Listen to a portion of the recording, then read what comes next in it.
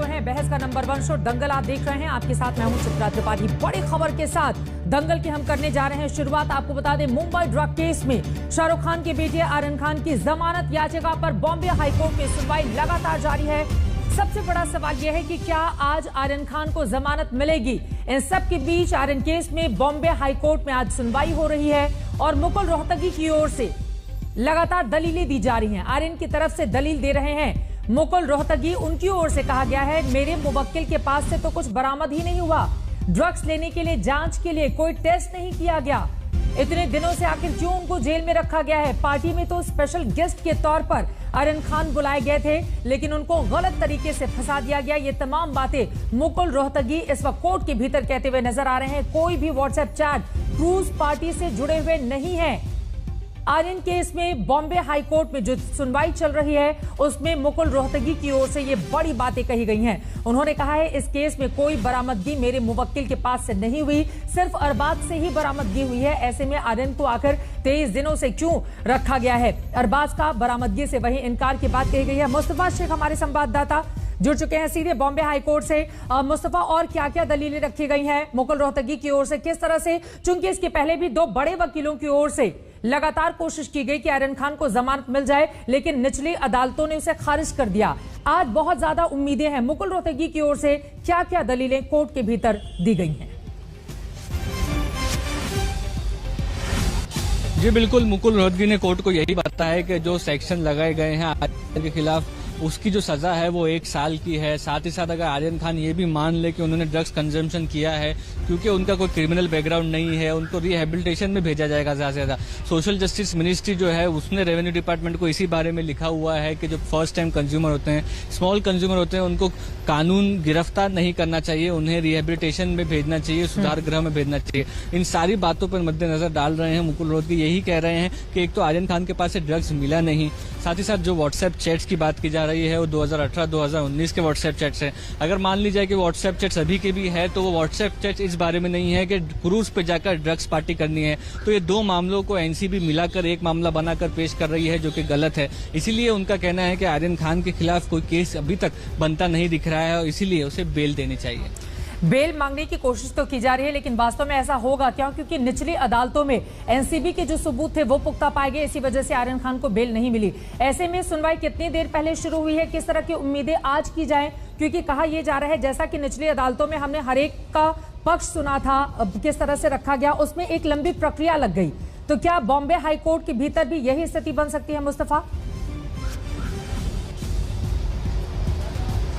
जी, कम से कम आप देख लीजिए कि मुकुल रोहतगी का जो आर्गुमेंट होगा उसके बाद डिफेंस लॉयर जो एनसीबी के लॉयर हैं, additional solicitor general Anil Singh, वो भी अपना आर्गुमेंट तो सामने रखेंगे ही, तो उसके लिए भी 1 से 1.5 घंटे का समय लग सकता है। मुकुल रोहतगी ऐसा लग नहीं रहा है कि अभी भी वो कोई अपने आर्गुमेंट कंक्लूजन की तरफ बढ़ रहे हैं, उनका आर्गुमेंट ऑन गोइंग है, तो इसलिए वक्त तो काफी ज्यादा लगेगा। शायद आर्यन खान का मैटर इसलिए सेपरेट रखा गया कि बाकी आर्गुमेंट्स ना सुनकर सिर्फ आर्यन खान और एनसीबी के आर्गुमेंट सुनकर आर्यन खान के आर्गुमेंट जो केस है उस पर फैसला किया जाए। लेकिन फिलहाल बस हियरिंग जो शुरू हुई है उसको 50 मिनट हुए हैं, मुकुल रोहतगी आर्गुमेंट्स कर रहे हैं। अब ये उम्मीदें जताई जा रही है कि आज के दिन अगर आर्गुमेंट्स खत्म हो पाते हैं तब भी जो कोर्ट है उससे 5 से 5:30 से 6 बजे तक बैठना पड़ेगा। देखिए, अगर आप अनुमान देखें तो 5 बजे तक का ऑफिशियल कोर्ट का टाइम है जो कि अभी हो चुका है, टाइम खत्म हो चुका है। लेकिन जस्टिस सांबरे जिनके साथ पूरा कोर्ट में ये मामला चल रहा है वो अपना बोर्ड फिनिश करने के बाद ही घर जाते हैं, इसीलिए उन्हें 6 से 6:30 भी कभी कभी बचता है। तो अब इस केस में आज कितना समय लगेगा देखना होगा। एक छोटा सा जवाब आपसे और मैं चाहूंगी मुस्तफा, मुकुल रोहतगी की ओर से कोर्ट के भीतर यह भी कहा गया है कि बार बार जिस व्हाट्सएप चैट का हवाला दिया जा रहा है दरअसल वो तो 2018 और 19 का है। उस समय आर्यन खान विदेश में थे और विदेश में कुछ ऐसी चीजें हैं जिसको लेकर वहां पर डिस्कशन किया जाता है और वो लीगली तौर पर मान्य है। क्या इस तरह की भी बातें कहते हुए नजर आए हैं मुकुल रोहतगी? और उनका ये कहना है कि क्रूज ड्रग्स मामले से आर्यन का कोई लेना देना नहीं है। जी बिल्कुल, मुकुल रोहतगी यही कोशिश कर रहे हैं कि जो ड्रग्स सेट अनन्या पांडे के सामने आए हैं आर्यन खान के, उसको इस केस से अलग हटाकर देखा जाए, इस केस के साथ जोड़कर ना देखा जाए। वो आर्गुमेंट कर रहे हैं जो मेन मामला है, मेन मामला क्या था कि क्रूज पार्टी पे आर्यन खान जा रहे थे, उसके बाहर ही उन्हें एनसीबी ने पकड़ लिया।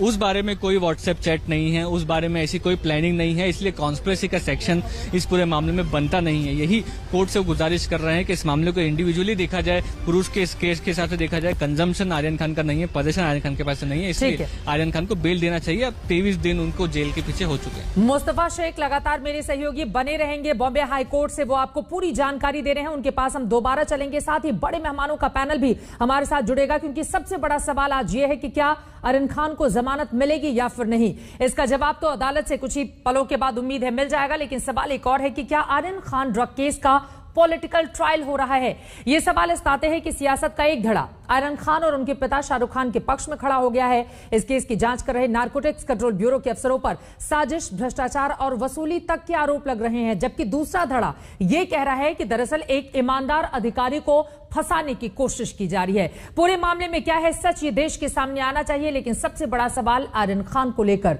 आज मिलेगी बेल। यह रिपोर्ट देखें, उसके बाद करेंगे चर्चा की शुरुआत।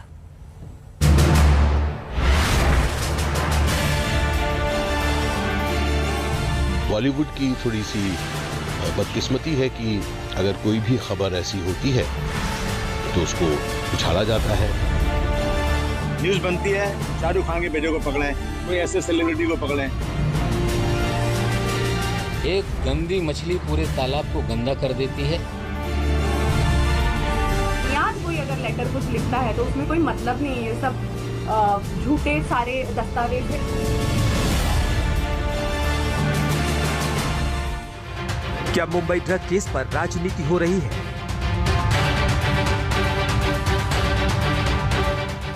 क्या आर्यन खान हाई प्रोफाइल होने की कीमत चुका रहे हैं?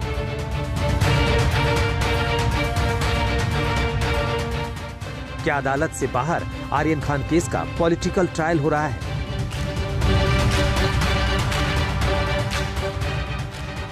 ये सवाल यूं ही नहीं उठ रहे।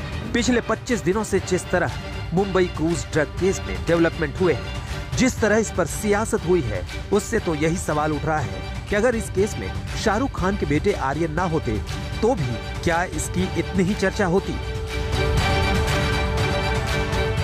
ड्रग्स जो है वो पूरे देश में है, हर जगह पर है। बॉलीवुड की थोड़ी सी बदकिस्मती है कि अगर कोई भी खबर ऐसी होती है तो उसको उछाला जाता है, उसको सुर्खियां की जाती हैं, और यही केस हो रहा है उनके केस में। 2 अक्टूबर को मुंबई में क्रूज पर एनसीबी की टीम ने छापा मारकर ड्रग्स रैकेट का पर्दाफाश किया था। इसमें आर्यन खान और उनके दोस्त अरबाज मर्चेंट समेत 8 लोगों की गिरफ्तारी हुई थी। एक तरफ एनसीबी गिरफ्तारियों में जुटी थी, दूसरी तरफ राजनीति अपना काम कर रही थी। पहले वाले का नाम है केपी गोसावी। जो दूसरा वाला व्यक्ति है जो अरबाज को ले जा रहा है, उसका नाम है मनीष भानुशाली। यह भी एनसीबी का अधिकारी नहीं है। मनीष भानुशाली के फोटो अमित शाह जी के साथ है। मनीष भानुशाली के फोटो देवेंद्र फडणवीस के साथ है। गोसावी और भानुशाली को किस अधिकार में बुलाया गया, इस सवाल को मैं पूछ रहा हूं। एनसीपी तो शुरू से एनसीबी को ही सवालों के कटघरे में खड़ी कर रही है। एनसीपी का कहना है कि आर्यन खान के बहाने शाहरुख खान पर निशाना साधा जा रहा है। अब कांग्रेस और समाजवादी पार्टी भी एनसीपी के सुर में सुर मिला रही है। जो एनसीबी कर रही है ना, वो ज्यादातर जो लोग हैं इसको पब्लिसिटी ज्यादा कर रहे हैं। ऐसे मुंबई में ही कम से कम ऐसे जबरदस्त लोग हैं जो नशे का काम करते हैं, लेकिन वो स्लम में है, झोपड़पट्टी में है, गरीब है। उनको पकड़ने से न्यूज़ बनती नहीं। न्यूज़ बनती है शाहरुख खान के बेटे को पकड़ें, कोई ऐसे सेलिब्रिटी को पकड़ें। तो ये इसमें इश्तिहार ज़्यादा हो रहा है, काम कम हो रहा है। जो उनका प्रमुख गवाह है वो भगोड़ा घोषित हो चुका है। इसके अलावा फ्लेचर का नाम जिस तरह से सामने आया, नवाब मलिक की आप सारे उनके ट्वीट उठा करके देख लिए। एक ही गवाह को इस तरह के तमाम मामलों में गवाह बनाया जाना साफ साफ साबित करता है कि कहीं न कहीं कॉन्स्पिरेसी है।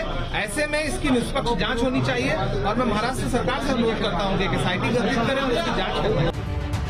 एनसीबी अभी मुंबई ड्रग केस में जांच आगे बढ़ा ही रही थी कि एनसीबी अफसर समीर वानखेड़े खुद सवालों के घेरे में आ गए। उनकी जाति और मजहब तक को सियासी मैदान में घसीट लिया गया। फर्जी कागजात पर नौकरी लेने तक के आरोप लगाए गए।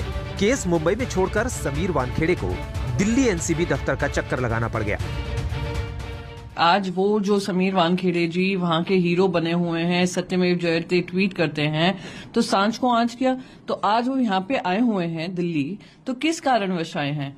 शायद यही सच्चाई है कि जो जो चीजें उजागर हो रही हैं, जो एक्सटॉर्शन रैकेट चल रहा था, जो आज एक लेटर के माध्यम से, एक विसल ब्लो के माध्यम से भी सामने आया कि 26 ऐसे केसेस हैं जहां पे लोगों को फंसाया गया है, तो ये तो सच्चाई जनता के सामने आना जरूरी है। कोई भी घर पे बैठ के लिख सकता है ऐसे खत, अगर उस खत पे किसी का नाम नहीं है और अगर उसमें कोई भी किसी का क्लेम नहीं है किसी इंसान का, बेबुनियाद कोई अगर लेटर कुछ लिखता है तो उसमें कोई मतलब नहीं है। ये सब झूठे सारे दस्तावेज है, इसका कोई महत्व नहीं है। मुंबई क्रूज ड्रग केस अदालत में है तो इससे जुड़े जोनल डायरेक्टर समीर वानखेड़े और उनकी टीम की साख सियासत की बिसात पर बिक चुकी है।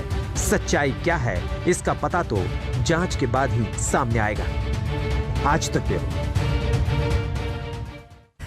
जांच लगातार जारी है, लेकिन इस पूरे मामले में अब 3 पक्ष निकलकर सामने आए। एक तरफ क्या आर्यन खान को बेल मिल जाएगी या फिर जेल में ही उनको कुछ और दिन गुजारने होंगे। वहीं समीर वानखेड़े को लेकर बहुत सारे सवाल खड़े हो रहे हैं, क्योंकि उनके ऊपर जो आरोप लग रहे हैं वो मामला बेहद गंभीर हो जाता है। और क्या पूरे मामले का पॉलिटिकल ट्रायल भी शुरू हो चुका है और सब इसमें अपने हाथ को धो लेना चाहते हैं? कई ऐसे सवाल हैं जिनका जवाब तलाशने की हम कोशिश करेंगे। खास मेहमान हमारे साथ जुड़ चुके हैं, उनका परिचय आपसे करवा देती हूँ।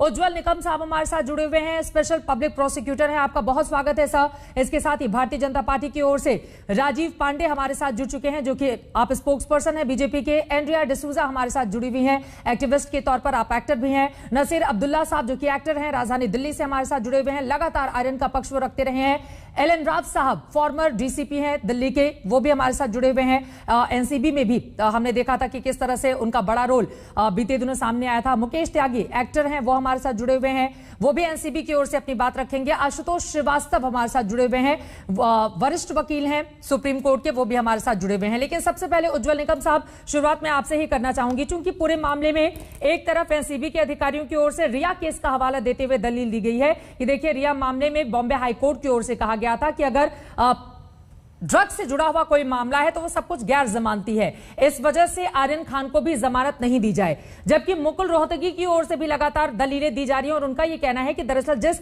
व्हाट्सएप चैट को आधार बनाया जा रहा है वो 2018-19 के हैं, मौजूदा ड्रग्स क्रूज पार्टी से उसका कोई लेना देना नहीं है। ऐसे में आज आर्यन खान के लिए किस तरह की उम्मीद की जाए?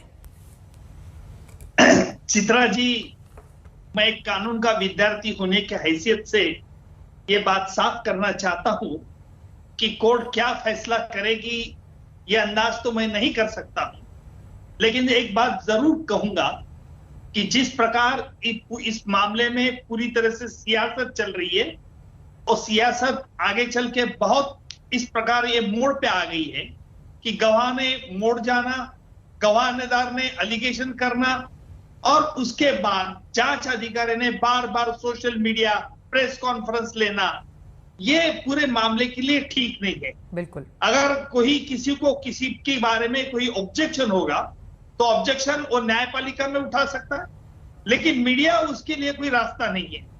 तो मुझे लगता है ये गंभीरता से बात लें। जहां तक आपका सवाल है कि व्हाट्सएप चैट, मैंने प्रमोद महाजन की हत्या का जब मामला चलाया था, उसमें भी एक प्रवीण महाजन ने प्रमोद महाजन को हत्या के 2-4 दिन पहले ही एक थ्रेटनिंग मैसेज भेज दिया था, और उस थ्रेटनिंग के मैसेज के आधार पर यह हमारा दावा था, क्योंकि वो मामला मैंने चलाया था ट्रायल कोर्ट में, कि प्रवीण महाजन ने प्रमोद महाजन की हत्या ये पूरे सोच के की है और ये प्रीमेडिएटेड मर्डर है।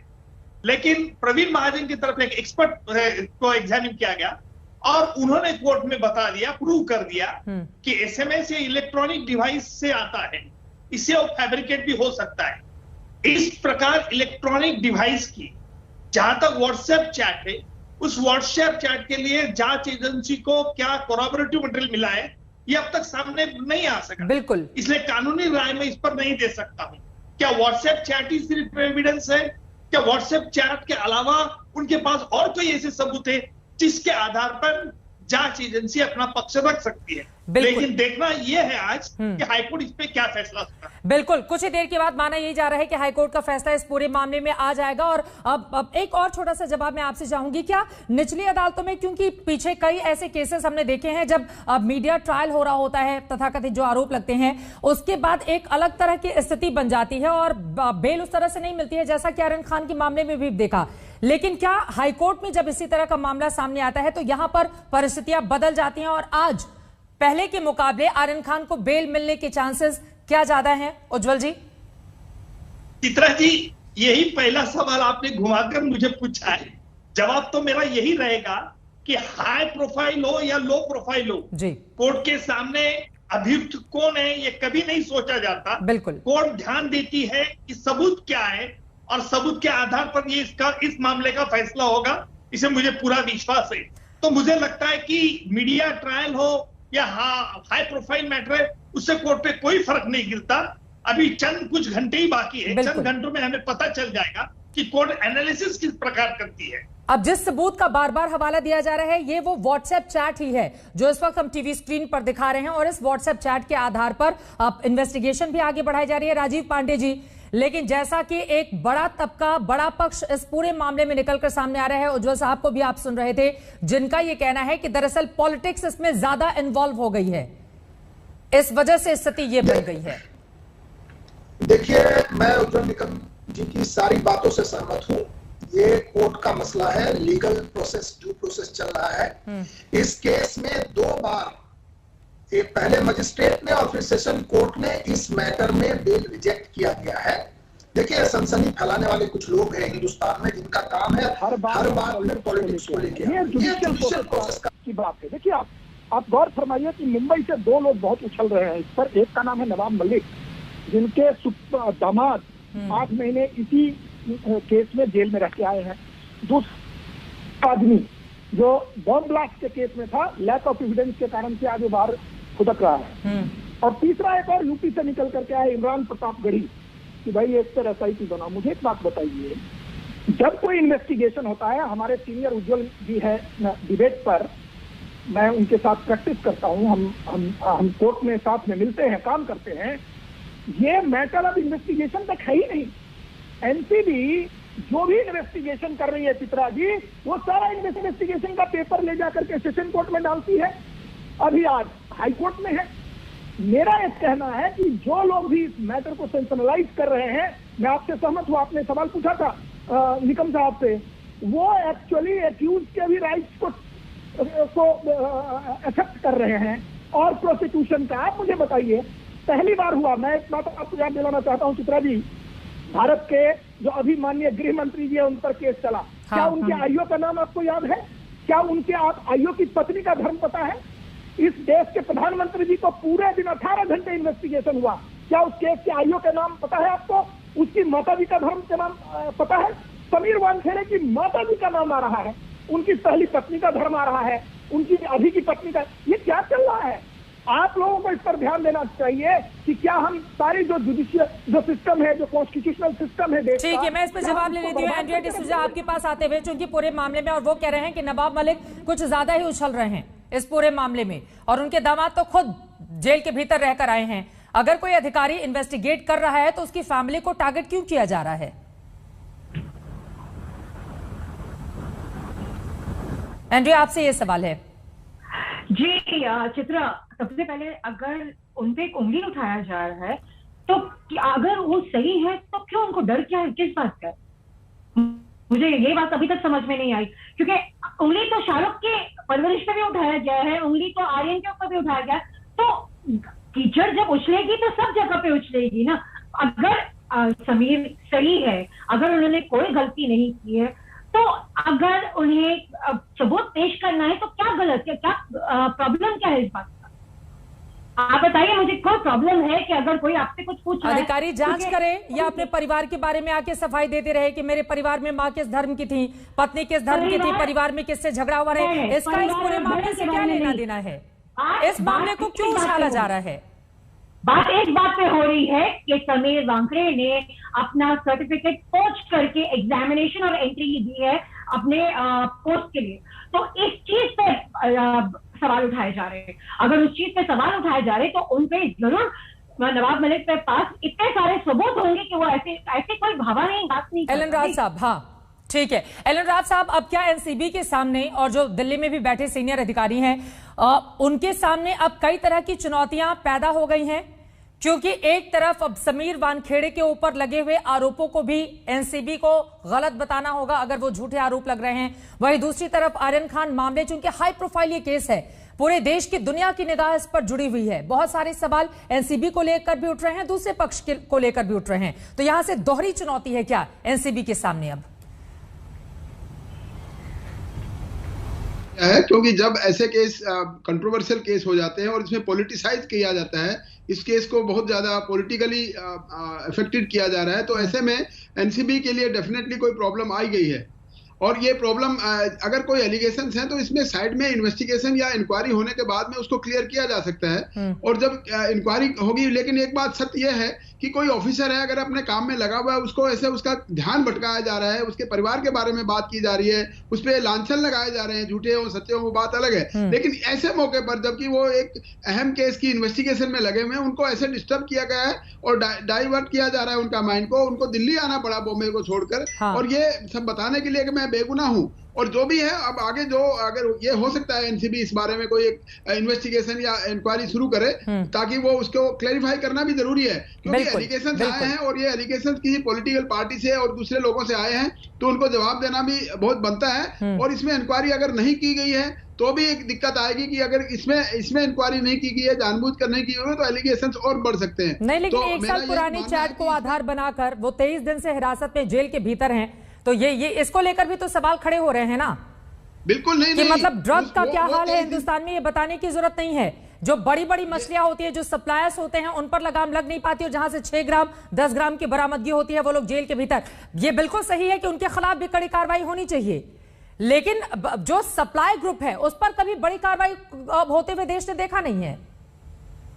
ये जो इन्वेस्टिगेशन चल रही है, जो एनसीबी ने बताया है कि हम इन्वेस्टिगेशन कर रहे हैं, इनिशियल स्टेज ऑफ इन्वेस्टिगेशन है, और इसीलिए उन्होंने अपोज किया कि बेल ना दी जाए ताकि उसकी इन्वेस्टिगेशन हम पर ना हो और आगे तक पहुंचने में उनको कामयाबी मिले। ठीक है, ये इसीलिए उन्होंने रिक्वेस्ट किया कि अभी इसी स्टेज पर बेल ना ली जाए और उसके बाद जब पूरी इन्वेस्टिगेशन हो जाए तब बेल पे उतार दिया जाए। नासिर अब्दुल्ला जी, चूंकि गवाहों को प्रभावित करने की कोशिश की जा रही है पूरे केस में, अगर देखा जाए तो एनसीबी ने यही दलील रखी है कि अगर बाहर आ जाएंगे आर्यन तो फिर स्थिति उलट हो सकती है और ट्रांसपेरेंट जांच के लिए बहुत जरूरी है कि उनको बेल नहीं दी जाए।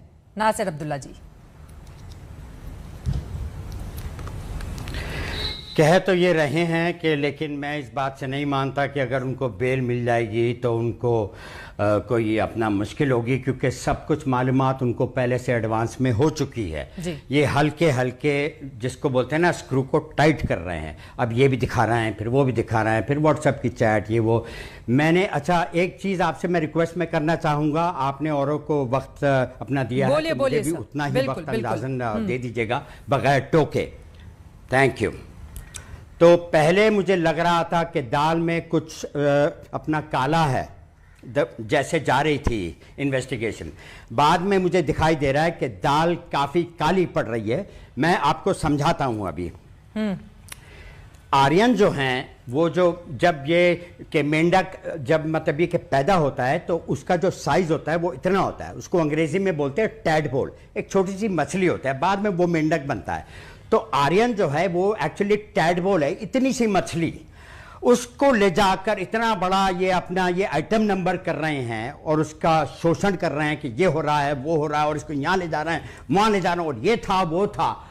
और जो सप्लायर लोग हैं जो कि ऑक्टोपस होता है जिसकी 8 जो टांगे होती हैं, वो अपना चुपचाप अपना भाग जाएगा। तो इन्वेस्टिगेशन की शुरुआत तो ये कह रहे हैं कि चूंकि पिता का नाम बहुत बड़ा है इस वजह से बच्चे के खिलाफ तो छोड़ना नहीं चाहिए। आपने कहा था मुझे बोलने देंगे, ठीक है, लेकिन भाषण देने के लिए नहीं कहा था, बोलने के लिए कहा था, भाषण देने के लिए नहीं। मैं वापस लेता हूं, मैं दूसरी बात बोलता हूं, मैं दूसरी बात बोलता हूं।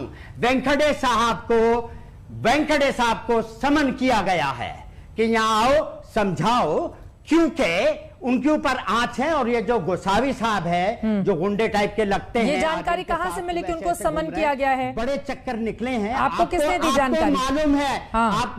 आपने कहा था टोकेंगे नहीं, आपने कहा था टोकेंगे नहीं, मुझसे डरिए मत, मैं कोई बड़ा आदमी नहीं हूं, मैं किसी पार्टी के साथ नहीं हूं। आप किसी आपसे डरने की मुझे क्या जरूरत है, लेकिन बड़ा सवाल यह है कि क्या अगर कोई बड़े पिता का बेटा है तो उसको इस आधार पर छोड़ दिया जाना चाहिए कि नहीं, उसके साथ एक बहुत बड़ा नाम जुड़ा हुआ है। वहीं दूसरी तरफ सवाल एनसीबी को लेकर भी खड़े हो रहे हैं कि इस पूरे मामले में एनसीबी के जोनल डायरेक्टर के ऊपर आर्यन खान को क्या मिलेगी बेल। इसी मुद्दे को लेकर दंगल में लगातार हमारी चर्चा जारी है। आर्यन खान बीते 3 हफ्ते से सलाखों के पीछे हैं। निचली अदालत से बार बार उनकी बेल रिजेक्ट हुई, जिसके बाद बॉम्बे हाईकोर्ट में सुनवाई लगातार जारी है। नासिर साहब, आपकी बात को बीच में रोकना पड़ा था, उसके बाद मुकेश त्यागी जी मैं फौरन आपके पास आऊंगी, नहीं आ पाई थी, और हमारे साथ वरिष्ठ वकील भी जुड़े हुए हैं आशुतोष श्रीवास्तव जी। लेकिन नासिर साहब, चूंकि ड्रग्स के खतरे से लड़ने के लिए एक सरकारी एजेंसी, एक अधिकारी जो लगातार कोशिशें कर रहा है, उसी की काया पलट कर देना चाहते हैं आप लोग, उसी के ऊपर इतने सारे इल्जाम लगा दो कि वो पारदर्शी तरीके से काम ही ना कर पाए। क्या इस तरह की कोशिशें भी की जा रही हैं? मुझसे पूछ रही हैं? जी, आप ही से पूछ रही हूं। ठीक है, राइट। ये इल्जाम मैंने नहीं लगाए, अब निकल रही है। बाय चांस किसी ने कुछ बातें उनकी सुन ली थी, उसने रिपोर्ट की है, एफिडेविट दिया है, जिसकी बुनियाद पे सचिन वेंकटे को बुलाया गया है दिल्ली के पूछताछ के लिए। क्या चक्कर है, क्या कर रहे हो तुम? और ये काफी अरसे से हो रहा है। बॉलीवुड पहले से आने का प्लान था दिल्ली का, मतलब डाला जा रहा है। सुशांत सिंह के टाइम पे, सुशांत सिंह के टाइम से इतनी कीचड़ डाली है लोगों ने, इतनी कीचड़ डाली है कि भारत का बेटा था, ये था, ड्रग्स लेता था, ठीक है, गया ना गया, लेकिन उसको बना दिया आपने संत ज्ञानेश्वर और बाकी लोगों के, भाई तू ये है, विष कन्या है, 17 करोड़ लिए थे। इतनी गंदी गंदी झूठी झूठी बातें, कुछ नहीं निकला। लेकिन बॉलीवुड को बदनाम करना था। लाखों करोड़ों लोग बॉलीवुड के लिए काम करते हैं, लाइट डिपार्टमेंट में, मेकअप डिपार्टमेंट में, मतलब कंस्ट्रक्शन में, डायरेक्शन में, सारी कीचड़ उस पर डालना, ये मुझे सोची समझी साजिश लग रही है। It is very bad test and I want Aryan to get bail. Aryan के अलावा 20 और लोग भी तो हैं, सारे तो बॉलीवुड से ताल्लुक नहीं रखते हैं। आर्यन के अलावा तो बाकी लोग भी हैं, सारे तो ताल्लुक नहीं रखते हैं बॉलीवुड से, तो उनके बारे में वो सभी लोग, लेकिन बॉलीवुड से ताल्लुक नहीं रखते हैं। तो सिर्फ बॉलीवुड को बदनाम करने की बात कहां से आ गई? बाकी लोगों को भी तो गिरफ्त में लिया है एनसीबी ने, तो फिर सिर्फ बॉलीवुड को बदनाम करने की बात कहां से आ गई? बॉलीवुड के पीछे ही लगे हैं। ड्रग्स सिर्फ बॉलीवुड में नहीं है, पूरे हिंदुस्तान में है ड्रग्स, पूरे हिंदुस्तान में है। ये सरकार को मालूम है, लेकिन सिर्फ बॉलीवुड पे डाल रही है। बॉलीवुड को बदनाम करने की साजिश है ये, बात है। और बार बार बॉलीवुड को लपेटे में ले लिया जाता है। बात होती है छोटी सी, खूब बढ़ा चढ़ाकर देश के सामने रखा जाता है कि सभी लोग यहाँ पर नशेड़ी हैं। ठीक है, जवाब दीजिए उनके आरोपों पर। चल रही है 2 सालों से ऐसा। देखिए, ऐसा है नहीं, देखिए ऐसा है कि किसी को पर्टिकुलर को टारगेट किया जा रहा है या उसको बदनाम किया जा रहा है, मुझे लगता है, या इसको रिलीजन से जोड़ना या फिर पॉलिटिसाइज करना, मुझे लगता है ये सब at this point of time ये बिल्कुल गलत है। और हमें सिर्फ जो पर्टिकुलर केस इन हैंड जिसकी हम बात कर रहे हैं उस पर ध्यान देना चाहिए। और अगर हम इस केस की बात करें तो देखिए, बेल देने या नहीं देने में कोर्ट को जो है यही देखना है कि कस्टोडियल इंटरोगेशन की अब जरूरत है आर्यन खान को या नहीं है।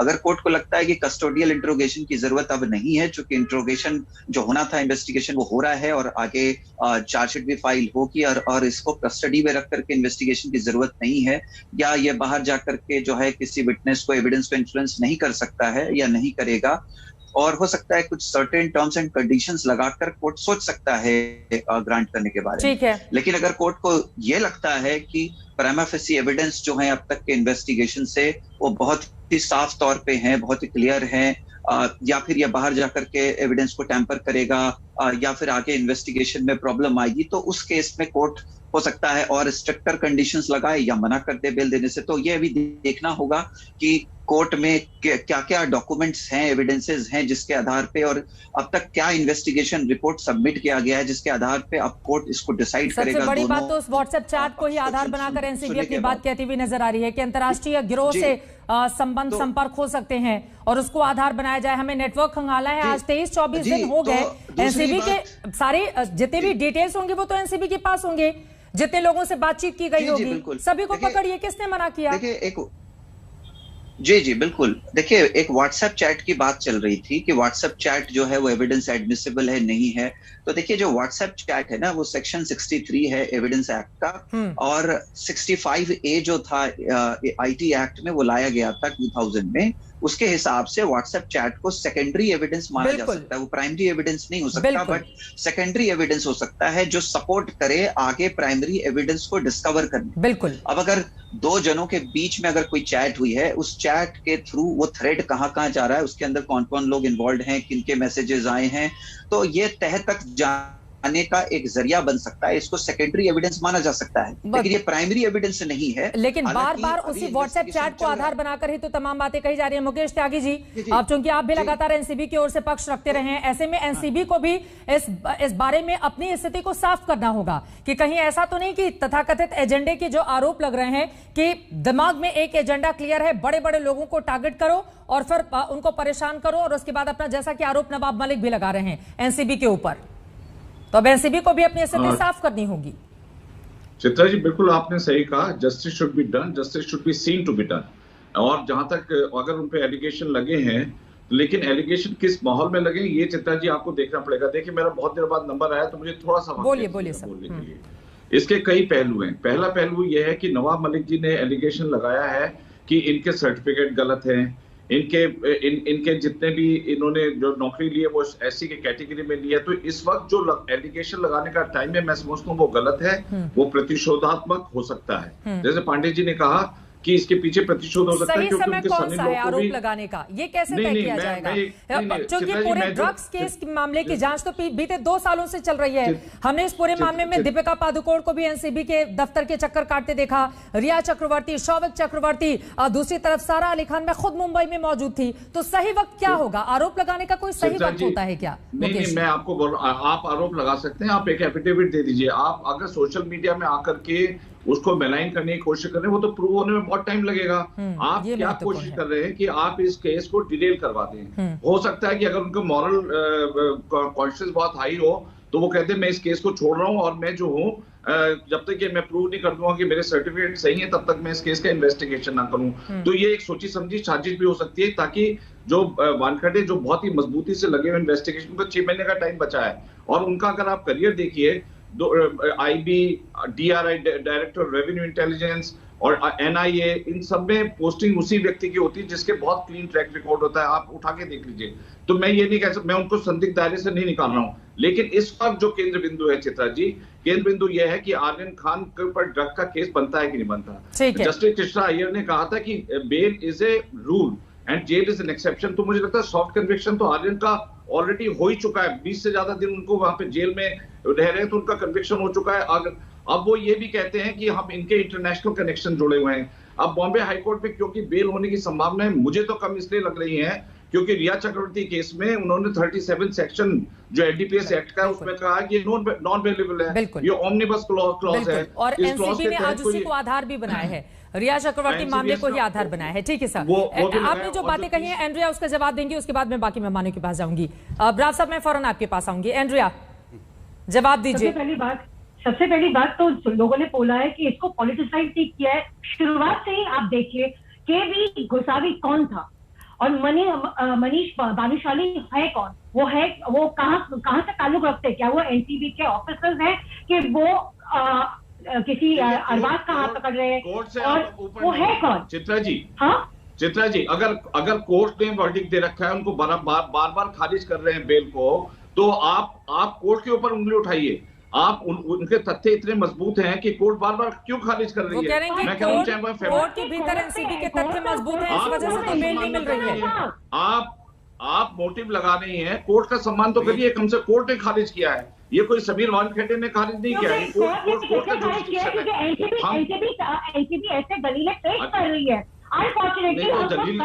तो आपके पास इतना बड़ा वर्चस्व है, मुकुल रोहतगी जो कि हिंदुस्तान के अटॉर्नी जनरल, इतने बड़े बड़े वकील आपके साथ हैं, तो मैं ये नहीं मान रहा कि कोर्ट को आप मिसगाइड कर सकते हैं। बदमाशी की गई थी और अभी भी बदमाशी हो रही है। अच्छा ये सब करने की छोड़िए,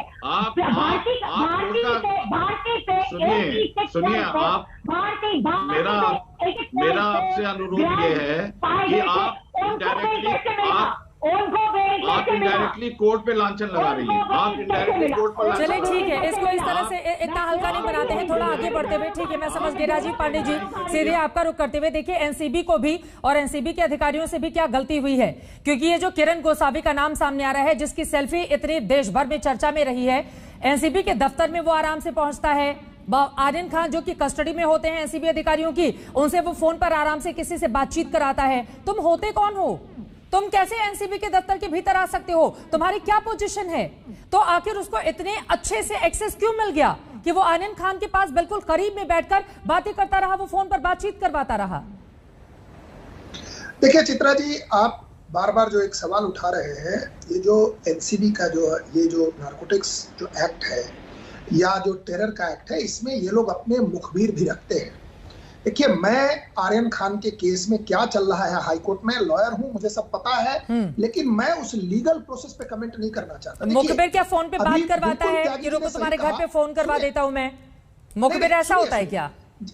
नहीं, सुनिए मेरी बात। आप, मेरा कहना है कि अभी बार बार ये लोग कह रहे हैं वानखेड़े डर गए, वो दिल्ली चले गए। भैया, वो देश के एक अधिकारी है, उनको किस आधार पे बुलाया गया, नहीं बुलाया गया, इसका ना तो मेरे पास इंफॉर्मेशन है ना आपके पास। आप बार बार 23 दिन की बात कर रहे हैं। इस देश में हजारों ऐसे केस हैं, आपको भी पता है और मुझे भी पता है कि किसी एक पोस्ट लिखने के लिए भी लोगों को 3-3 महीने जेल में रखा, तब तो कोई डिबेट नहीं चली। इस देश में एक आर्मी के ऑफिसर को 8 साल तक जेल में रखा और वो आज बेल पर है, कुछ नहीं है उनके खिलाफ एविडेंस। एक साध्वी को आप जेल में ले जाकर के रखते हैं, लेकिन तब चित्रा जी नहीं बोलेंगे कि 8 साल से उसको क्यों मत रखा। चित्रा जी तब बोलेंगी कि 23 दिन चुकी है। देखिए, मैं तो आर्यन खान को बेल मिल रहा है नहीं मिल रहा, उस पर मेरा कोई कमेंट नहीं है। बीच में मत बोलो mister Abdullah, please keep quiet. What I am saying, bail देना और नहीं देना कोर्ट का प्रेरोगेटिव है। और बार बार जो आप लोग कह रहे हैं, अरे मैंने आपसे सवाल राजीव पांडे जी ये पूछा, एनसीबी के दफ्तर में इतनी आसानी से एक्सेस कैसे मिल जाता है? ठीक है, और वो बातचीत करवाता है, उसके खिलाफ कोई कार्रवाई नहीं होती है। मेरा तो सवाल ये अलग था ना, आप पूरे इतिहास को निकाल कर ले आए। जो भी मुद्दा होता है वर्तमान को, उसको लेकर हम लोग डिबेट करते हैं। इतिहास के मुद्दों को उठाकर डिबेट करने का कोई मतलब नहीं है। अभी तो सवाल यह है कि अगर उस शख्स के पास से ड्रग्स की बरामदगी नहीं हुई है, तो 20 दिन से ज्यादा वक्त से वो जेल के भीतर है, तो जो बड़ी बड़ी मछलियां हैं वो पकड़ में क्यों नहीं आती हैं? उनको क्यों छोड़ दिया जाता है? मेरा सीधा सा सवाल ये है। ठीक है एलन राव साहब, एक छोटा सा जवाब मैं आपसे चाहूंगी। एलन राव साहब, ठीक है, मैं समझ गई राजीव जी आपकी बात। एलन राव साहब, अब आगे पूरे मामले को किस तरह से बढ़ता हुआ आप देख रहे हैं? देखिए, अभी जो एविडेंसेस हैं उसके बेस पे अभी आर्गुमेंट जो चल रहे हैं, और वो जो एविडेंस एनसीबी ने कोर्ट के सामने रखे हैं, वो सारी बातें कोर्ट को ध्यान में रखते हुए इसको बेल को डिसाइड जब करेंगे तो सारी एविडेंस को वे करेंगे, उनको दोनों तरफ से देखेंगे कौन सा एविडेंस ठीक है, कौन नहीं है और कहां पर फिट होता है। अगर किसी लार्जर इंटरेस्ट में केस की इन्वेस्टिगेशन को हैम्पर करने की उनको लगती है संभावना, तो हो सकता है बेल इसमें ना दी जाए। अदरवाइज अगर ये संभावना नहीं है कि वहाँ इसके छोड़ने के बाद कोई केस में नुकसान होगा, तो फिर शायद बेल मिल जाए। ये दोनों अभी पक्ष देखना है और अदालत की एक इसके विजडम पे डिपेंड करता है कि अब इसमें क्या होगा। अब कोर्ट की ओर से क्या फैसला दिया जाता है, इस पर लगातार हमारी नजर बनी रहेगी। फिलहाल के लिए आप तमाम मेहमानों का बहुत शुक्रिया हमारे साथ इस चर्चा में शामिल होने के लिए। आर्यन खान को क्या 20 दिनों के बाद, आपको बता दें लगातार वो कस्टडी में थे, जेल में रहे, क्या आज उनको बेल मिल जाएगी? बॉम्बे हाईकोर्ट में सुनवाई लगातार जारी है। आर्यन के वकील की ओर से दलीलें दी जा रही हैं ताकि जल्द से जल्द जेल से उनकी रिहाई हो जाए। लेकिन क्या ऐसा संभव होगा? पूरे मामले में जांच आगे कैसे बढ़ेगी, इस पर लगातार आज तक की नजर बनी रहेगी। लेकिन इसी से जुड़ा हुआ जो सवाल हमने दंगल में पूछा था, उसके क्या मिले हैं जवाब, दिखाएंगे इस ब्रेक के बाद। आप देखते रहिए। आज बेल मिल जाएगी या फिर कुछ और दिन उनको जेल में ही गुजारनी होगी, ये बड़ा सवाल देश भर में कायम है। आपको बता दें 20 दिन से ज्यादा वक्त गुजर चुका है, लेकिन आर्यन खान को राहत मिलती हुई नजर नहीं आ रही है। बॉम्बे हाईकोर्ट में उनके वकीलों की ओर से लगातार दलीलें दी जा रही हैं। अब ये दलीलें आर्यन के पक्ष में क्या कोर्ट का फैसला करवा पाती हैं, इस पर आज तक की नजर लगातार बनी हुई है। इसी के साथ दंगल में मेरे साथ अभी के लिए बस इतना ही। देश और दुनिया की बाकी खबरों के लिए आप देखते रहिए आज तक।